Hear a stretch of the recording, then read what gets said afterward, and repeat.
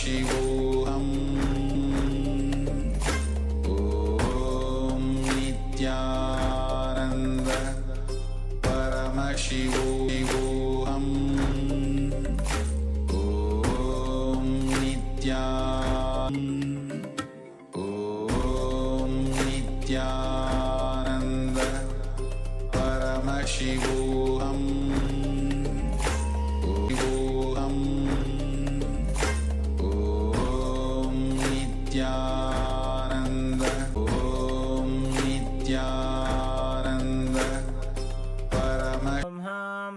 शिवाय नमः ॐ हां हौं शिवाय नमः ॐ हां हौं शिवाय नमः ॐ हां हौं शिवाय नमः. We will be performing the Tadvachamanam, the ritualistic cleansing. Now keep your hand, the right hand, in the shape of a cow's ear in the Gokarana Mudra, as our acharyas are demonstrating. Then take an udani of water, pour it into your right palm. We're going to chant a mantra thrice. Each time, sip the water from the bottom of your palm whenever the word Swadha is chanted. Om Atmatattvam Shodhayami Swadham. Take another udani of water. Om Vidyatattvam Shodhayami Swadham. Pour another udani of water into your palm. Om Shivadattvam Shodhayami Swadham. Now wash your right hand with the water from the Panchapacham and wipe your lips twice with the bottom of your thumb as we chant. Om Ham Hridayaya Namaha. Now wash your hand again. With the index, middle and ring fingers joined together, touch above the upper lip and below the lower lip. Wash your hand again. With the index fingers and thumbs joined together, touch the right nostril, the left nostril. And with the ring finger and thumb joined together, touch the right eye, left eye, and the right ear and the left ear. Wash your hand again. With the little finger and thumb joined together, touch the navel, the right chest and the left chest. And with all fingertips joined together, touch on top of the head, the right shoulder, left shoulder, and your heart center. Now wash your hand again. As you clasp the right hand over top of the left, place both hands on the right thigh. Set the Sankalpa, the conscious resolution, what it is that you want to manifest today in today's Nityananda Yoga session as we chant the Sankalpa mantra. Om Mamopatta Samasta Duridakshayadvara Bhagavat Shri Nityananda Paramashiva Prityartham Shri Nityanandeshwari Paramashiva Shakti Sameta Shri Nityanandeshwara Paramashiva Prityartham Cha Adya Purvokta Evam Guna Visheshena Vishishtajam Asyam Shubhadito Purana Arogya Yukta Dridagatra Yogika Sharira Siddhyartham Paramashiva Shakti Avishkaranartham Nityananda Yoga Abhyasam Karishye. Now wash your hand once more as we chant. Om Apaupasprisya. Keep your Panchapacham and udani out of harm's way as we are getting ready to start the yoga. Now sit in a comfortable cross-legged position with your head, neck, and spine in a straight line. Bring the index fingers and thumbs joined together on top of the knees in Bindu Mudra. Engage the three bandhas, the energy locks, which are contracting the perineal region and pulling it in and up. The Uddiyana Bandha, the stomach lock, contracting your stomach muscles and pulling your stomach in and up towards your spine. And the Jalandhara Bandha, the throat lock, tucking your chin to the chest and internally contracting your throat muscles. Together they form Mahamudra Bandha, which is a great secret of the yogic practice and will enhance your yoga practice manifold. Next up is the visualization. Hold the visualization for the right context of each of the asanas. The first visualization is Lord Shiva. You will always be able to see the visualization in the top right corner of the screen. So whenever you don't know how the visualization looks, you can just check the screen. Next up is Samana Kumbhaka. Now fill your stomach with prana as you meditate on a flame in your stomach, kindling the prana and raising up your spine. Chant the japa soham and visualize it rotating around your throat until the nectar oozes out into your body. Let us now perform the first asana, which is Sukhasana. तत्सुखासनमित्युक्तमशक्तस्तत्समाचरेत् आसनं विजितं येन जितं तेन जगत्त्रयम्. The next asana is Parvatasana. Now bring your legs into Padmasana with the feet on top of the opposite thighs. Then bring your palms together in Anjali Mudra and raise them up above your head, keeping your elbows straight. Engage all three bandhas Mahamudra Bandha as you visualize yourself as Mount Kailash. अथ वक्षे Mahadev पर्वतासनमङ्गलम्. The next asana is Halipavasana. Now bring the soles of your feet together in front of your body and hold the left hand by the right behind your back. As you lean forward and place your forehead on the ground behind your heels. Engage all three bandhas as you gaze to the nose and visualize Swamiji in your inner space. पूर्वविधियाहु मे जानो उभयपकतली सम्पुटठानो.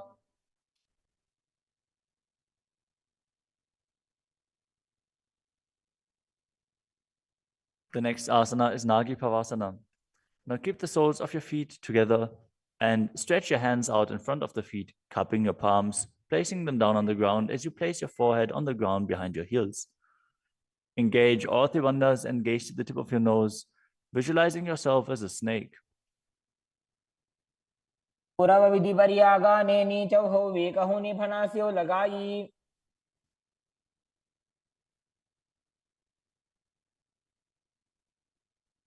Next up is Kokilasana. Now hold the big toes with the index and middle fingers in Prana Mudra. Then raise the legs up straight and then cross them into Padmasana, leaning forward and down onto your elbows. Engage all three bandhas as you visualize yourself as a bird. स्थान्यदासनं वक्ष्ये yen Sidho भवेन्नरः.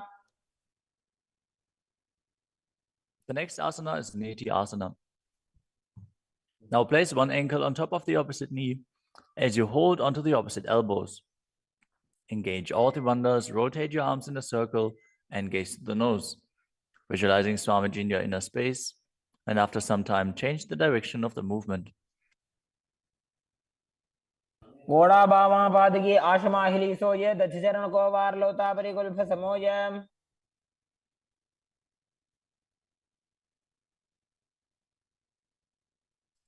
The next asana is Gajasana. Now press your hands onto the ground, lifting your hips up high. Lower your head, then your chest, scooping the body forward and down again and again as you visualize yourself as an elephant.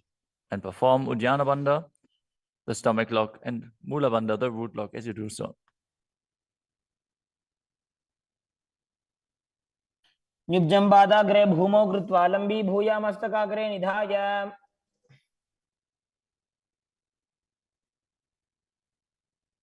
The next asana is Vrikshasana. From the same position, alternate pressing the heel of one foot into the ground while lifting the other heel up. Visualize yourself as a bear as you keep Uddiyana Bandha and Mula Bandha engaged. एकैकं पादमाकुञ्च्य गजासनं कुर्यात् वृक्षासनं भवति. The next asana is Vaishyasana. Now stand tall on the mat with the tips of the tips of the big toes, with all other toes raised off the ground. As you keep your head, neck, and spine in a straight line, and bring your index, middle, and ring fingers to the heart center in Hridaya Mudra. Visualize Swamiji in your inner space and perform Uddiyana Bandha and Mula Bandha. केशेन पादयुगलं बद्ध्वा तिष्ठेत अधोमुखः.